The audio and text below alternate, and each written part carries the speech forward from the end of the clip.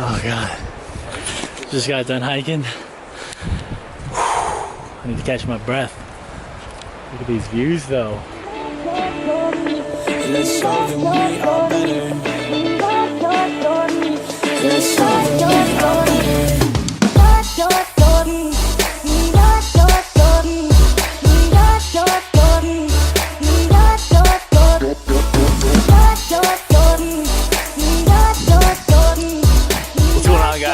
Ready here from Blend Logic. I've been touring the country. I'm here now in Big Sky. We just went down to one of the waterfalls. I took some pictures there. Next time I do a road trip, I'm gonna get a gimbal. I'm gonna have a drone. I'm gonna make sick footage like cold, bro. But what I want to talk about today's topic is I want you guys thinking and treating your life like an adventure.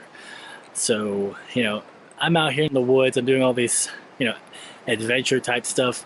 But before I was doing this stuff, I heard a talk from Tony Robbins was saying, a good way to treat life, it's just like cliche quote, but when he was speaking to me, it was, really stating as an adventure. When I took it to heart, what it meant is that you guys will experience various things in your life, different levels of income, different responsibilities.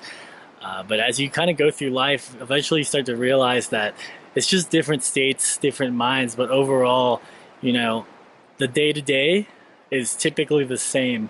And kind of what I mean by that is that your brain and your mind is primed to not let you get too high and not let you get too low. And, traveling the country, traveling the world, or sitting at a desk doing office work, or some of you guys have already started chasing what you're after, becoming a basketball trainer, or even transitioning from a basketball trainer and going into the digital marketing space. Whatever it is, you're still going to be on a grind.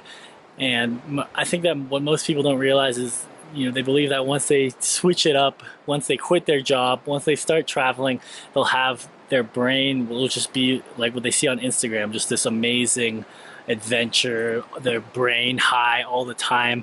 And at least in my experience from people I've talked to, successful mentors that have mentored me, it's recreation is overrated.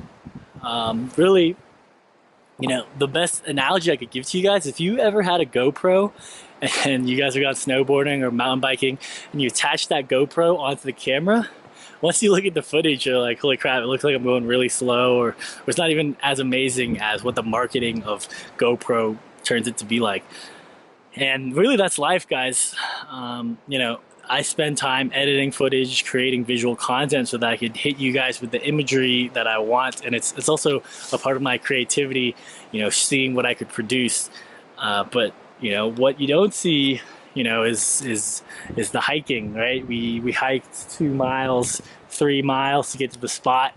You're not going to see any of that content because it's not visually engaging. And I only put it in the B-roll to showcase to you guys, that's part of it. Part of being a photographer or videographer is you guys are going out into the space, getting to these locations, and it still takes time and work to get there. And so, when you start treating your life as an adventure, it's just, not, the way I would phrase it is like, it's not the biggest thing, having 6 figures versus having, above that or even having below that. I've been sleeping on couches, and then I've been at the pad I'm at, and then I've visited people's places that live in mansions. And I could say, after a while, because your brain always gets used to things, living in a mansion isn't going to be making you feel elated all the time. You'll get used to it. The same way that living in a condo versus living at home, and I was living on couches.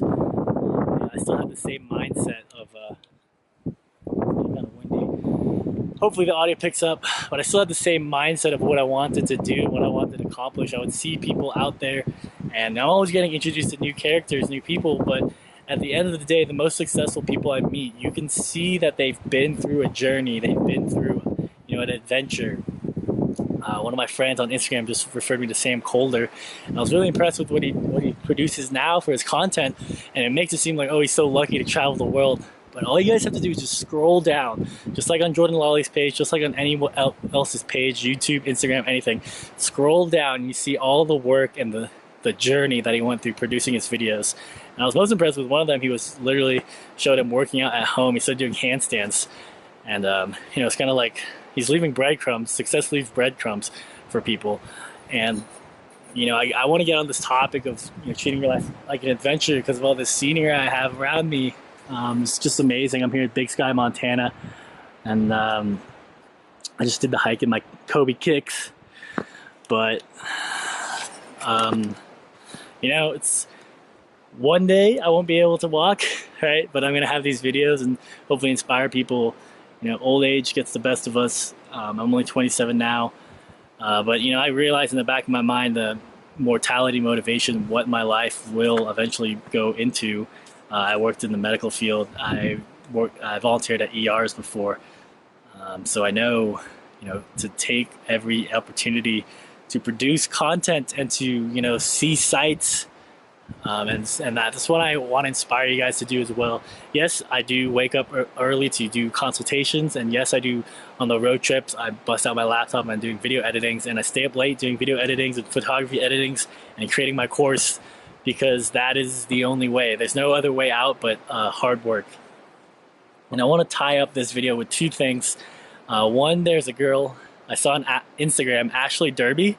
She is the earliest or youngest owner to open up a Chick-fil-A. And when I was reading her story, she said that she wanted to go into theater. She actually went from my hometown, Atlanta, and she was going to Spelman studying theater. And she got noticed by her manager, and her manager said, "Hey, you have a really good hard work ethic. Have you ever considered going into business?"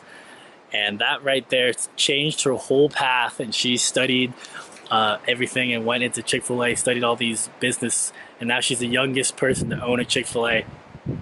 And what that reminds me of is in my live stream of Deep Work, Cam Newton, he has another book called Be So Good That They Can't Not Notice You. And so basically, if you guys work hard, eventually you'll produce content that you will get noticed.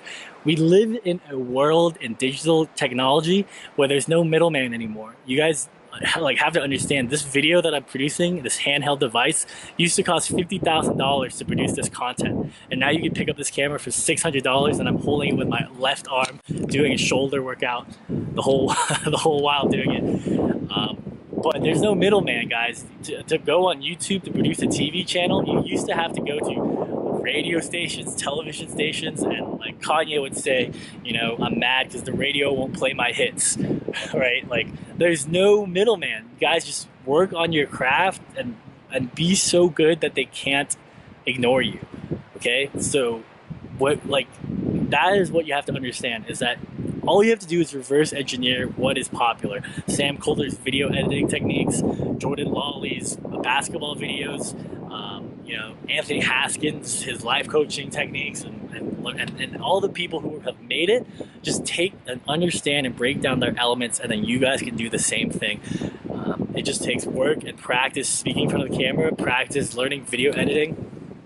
And probably one of the biggest things in my mindset that I want to share with you guys is that a lot of you guys have this crutch, and you say, oh, he has the money to pay for a videographer, or he has the money to pay for a photographer. And you guys have to understand that as you kind of grow your assets, either you grow your social media following, or you grow certain attributes, it's like a barter system.